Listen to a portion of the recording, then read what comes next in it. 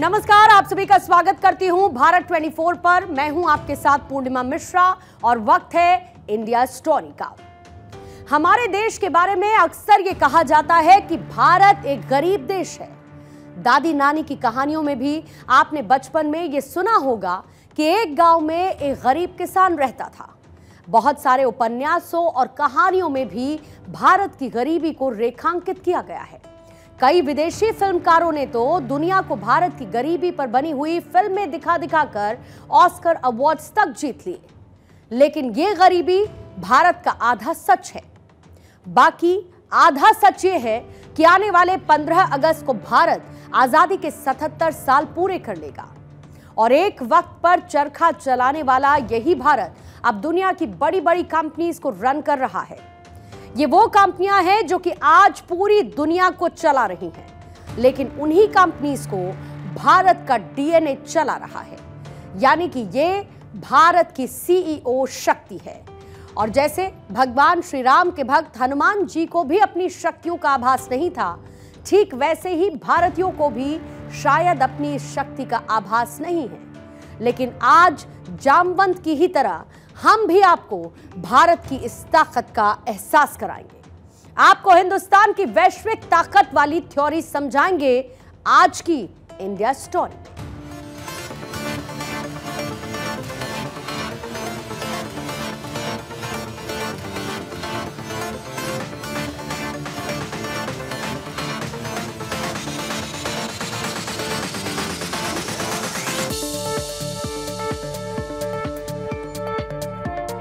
90s में पैदा हुए लोग उस आखिरी जनरेशन के लोग हैं जिन्होंने भारत की कमबैक स्टोरी को अपनी आंखों से देखा है और जिसे शायद आज का जेनजी समझ ही ना पाए और कंफ्यूज हो जाए। अगर आप भारत की जेनजी को यह बताएंगे कि अगर कोई घर से दूर रहने जाता है तो वो अपने घर वालों से सिर्फ एक खत के जरिए बात कर सकता था और उस खत को पहुंचने में भी कई दिन लग जाते थे। और जब भारत में कंप्यूटर आया तब हमने दुनिया की वो तस्वीरें देखी जिसने सभी को चौंका कर रख दिया और शायद वहीं से वेस्ट को लेकर भारत में ऑब्सेशन भी देखने को मिला।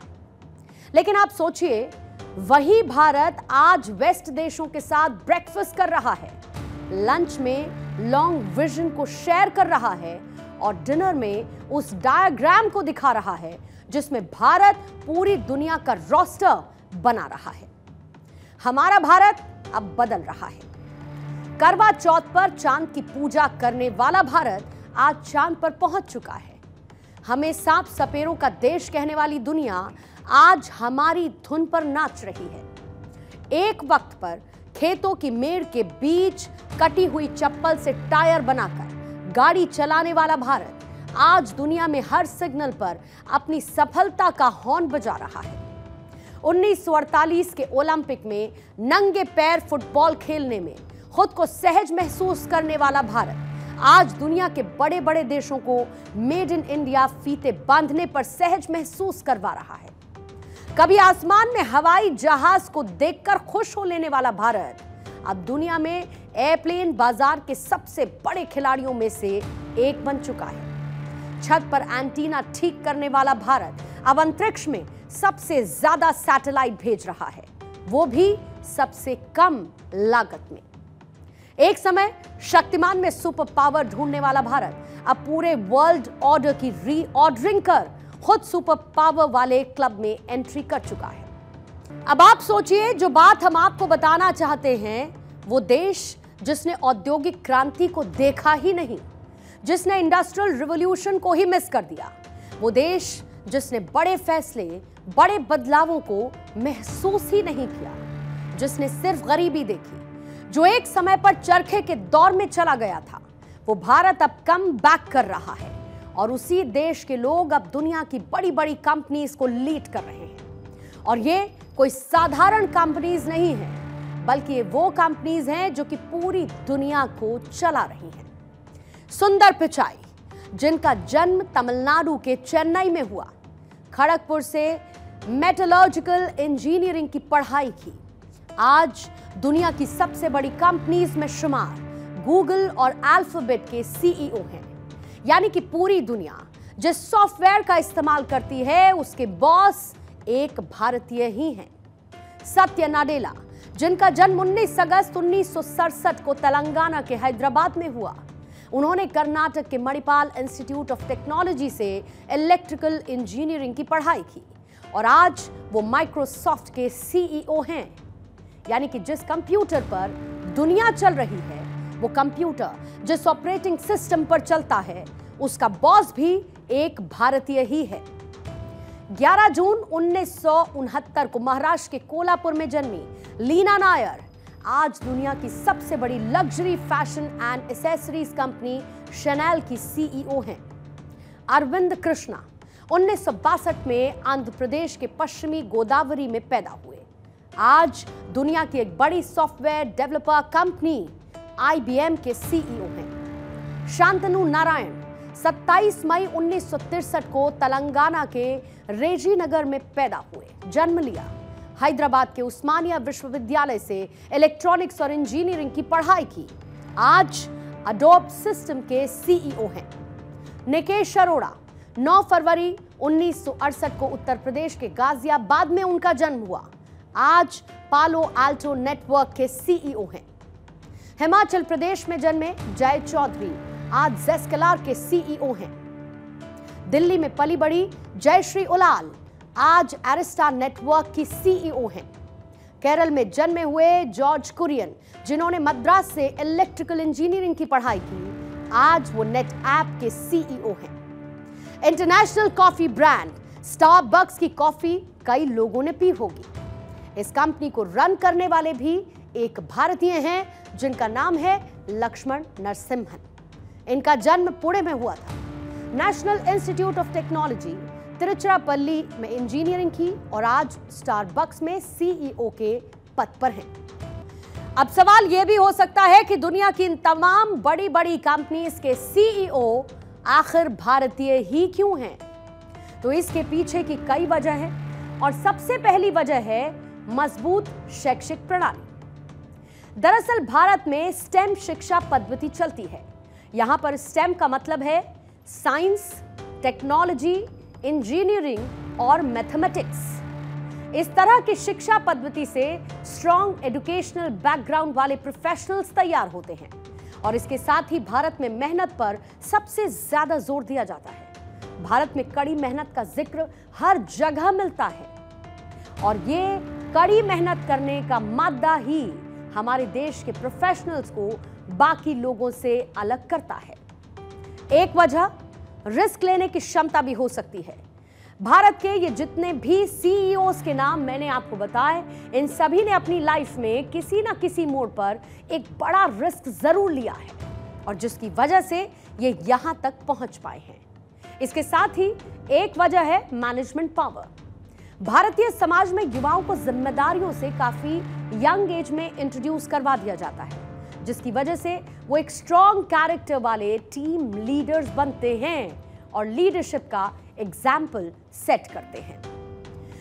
दुनिया की तमाम बड़ी बड़ी कंपनीज में आपको बतौर टीम लीडर या फिर सीईओज भारतीय ही मिलेंगे।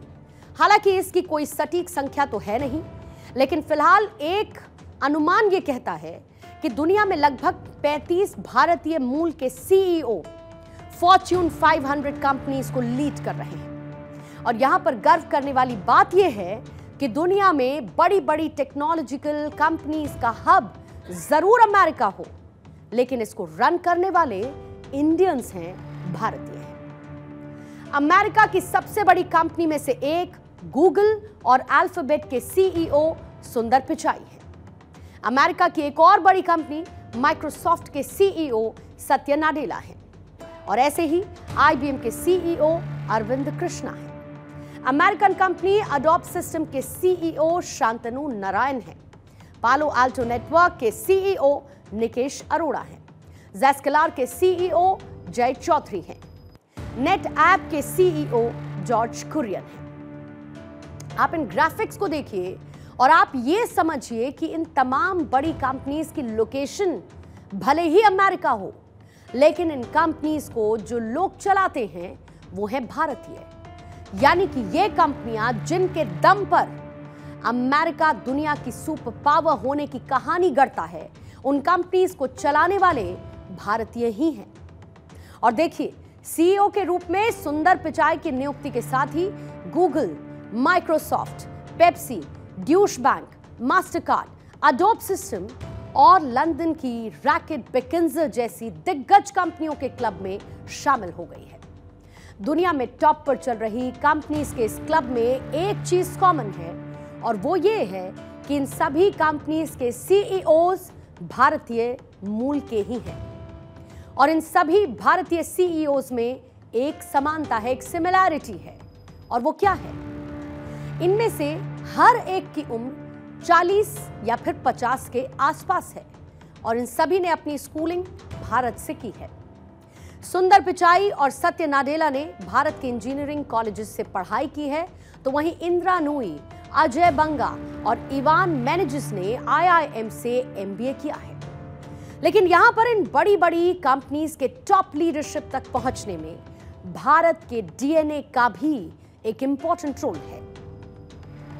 दरअसल भारतीय मूल के लोग इसीलिए टॉप पर पहुंचते हैं क्योंकि वो फोकस्ड रहते हैं, वो डिसिप्लिन्ड रहते हैं, और उनमें एक संयम होता है। एक कंपनी में धीरे धीरे आगे बढ़ने का धैर्य होता है, और वो अपनी ग्रोथ से ज्यादा कंपनी की ग्रोथ के बारे में सोचते हैं, और उनके जैसी लॉयल्टी किसी और लीडरशिप में नजर नहीं आती। इसे आप ऐसे समझिए कि माइक्रोसॉफ्ट में 2 दशक से ज्यादा की कड़ी मेहनत के बाद नाडेला को सीईओ नियुक्त किया गया। इसके साथ ही सुंदर पिचाई साल 2004 से गूगल के लिए काम कर रहे थे। नूई 1994 में पेप्सिको में शामिल हुई थी, और तब से उनके साथ है। अंशु जैन, मेनेजिस और नारायण 1 दशक से ज्यादा समय से अपनी अपनी कंपनीज के लिए मेहनत कर रहे हैं। भारतीयों के संबंध में एक और इंपॉर्टेंट बात है, और वो है उनकी डिसेंसी। एक भारतीय कहीं भी रहे, वो अपने अंदर से संस्कारों को मिटा नहीं सकता। बड़ों का आदर करना, छोटों को सम्मान देना और उनका साथ देना, ये भारतीय परंपरा का ही हिस्सा है। और यही जब अमेरिका जैसी कंपनीज में दिखता है, तो ये उनके लिए कुछ अलग है, क्योंकि कैपिटलिस्ट सोसाइटी में पैसों का मोल सबसे ज्यादा है। वहां पर एक टीम लीडर के लिए प्रॉफिट्स मायने रखते हैं, लेकिन एक भारतीय के लिए उसकी टीम मायने रखती है। आपको इस दुनिया की इन बड़ी कंपनीज के सीईओज के मैसेजेस से आप समझिए।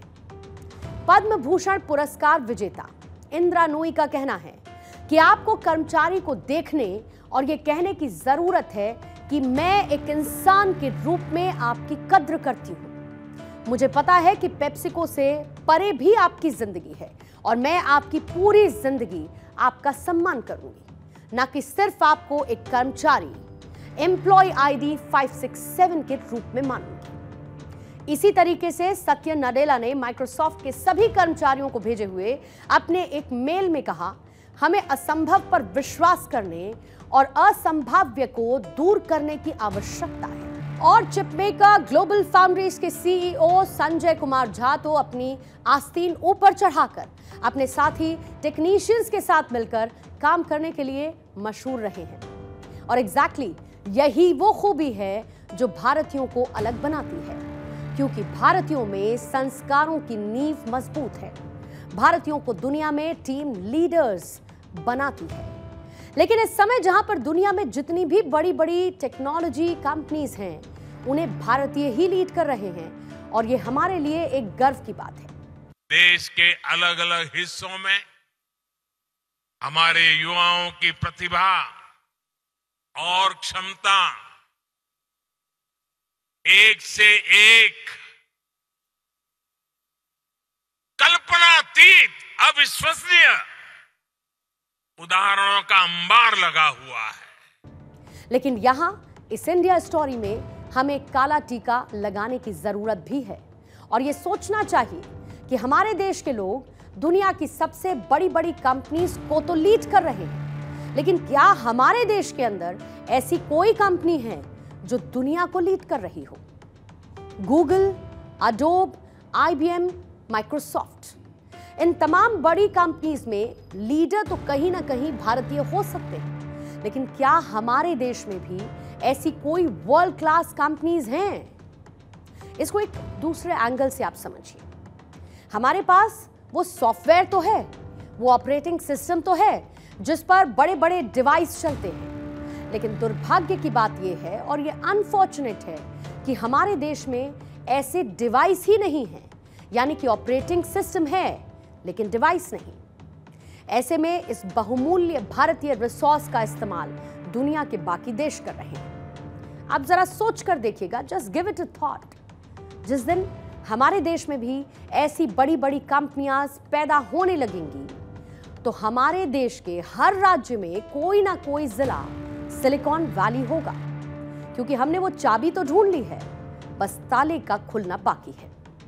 यानी कि हम आज की इंडिया स्टोरी से ये बात सीख सकते हैं कि हमें क्षमता तो बहुत है, बस एग्जीक्यूशन की समस्या है। हमारे युवाओं की शक्ति को दुनिया ने पहचाना है, लेकिन शायद हम खुद उस शक्ति का एहसास ही नहीं कर सके। पर अब जब वक्त बदला है तो हम भी बदले हैं। भारत में स्टार्टअप कल्चर की शुरुआत हुई है, सरकार भी इसमें साथ है।